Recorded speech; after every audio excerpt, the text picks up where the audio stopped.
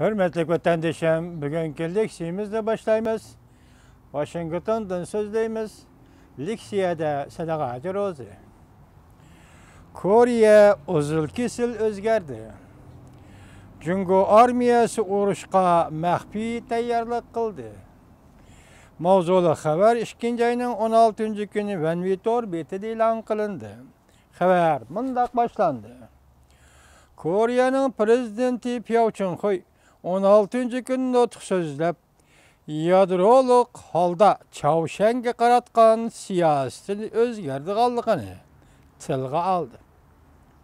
Yadroluk holda Chawshanga qaratgan siyosatni o'zgartirganligini tilga oldi. Chawshanning o'zgarishiga besim ishlatdi.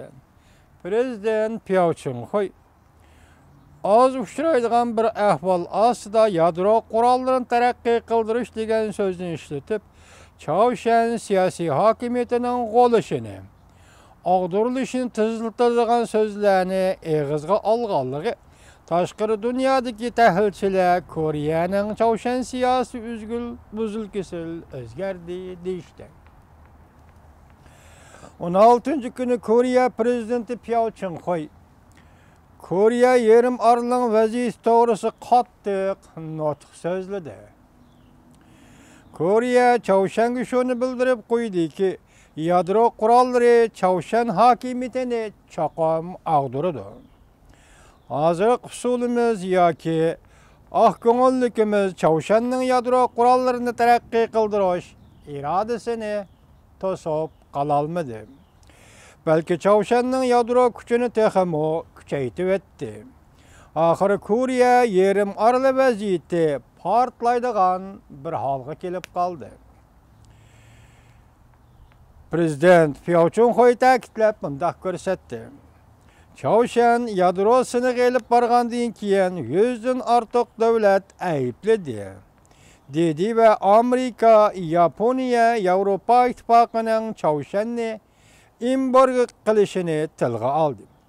Ba'zi davlatlar Chawshan bilan bo'lgan diplomatik munosabatlarni tekshirishga majbur bo'ldi, dedi.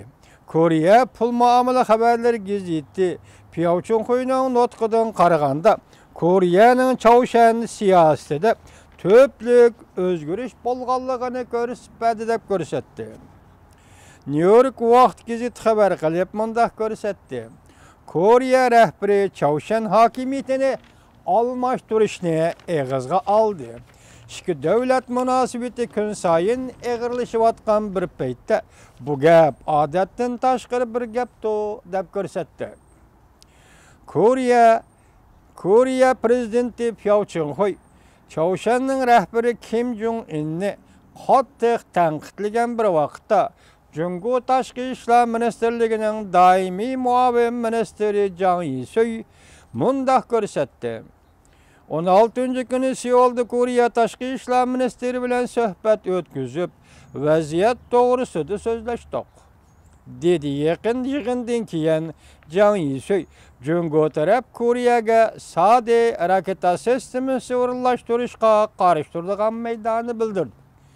Demak, hozir bu Jungoning tashqi ishlar, muavin tashqi ishlar ministri Chawshanning nima qilayotganligi to'g'risida emas, hozir Koreya bilan Amerika birlashib Koreyaga Sade raketa sistemasi o'rinlashtirishga qarshi turadiganligini bildirdi.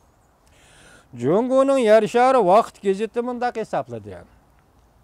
Jungo Sharq Shimol Osiyo rayoning harbiy kuch o'rinlashtirishni kuchaytirishimiz kerak.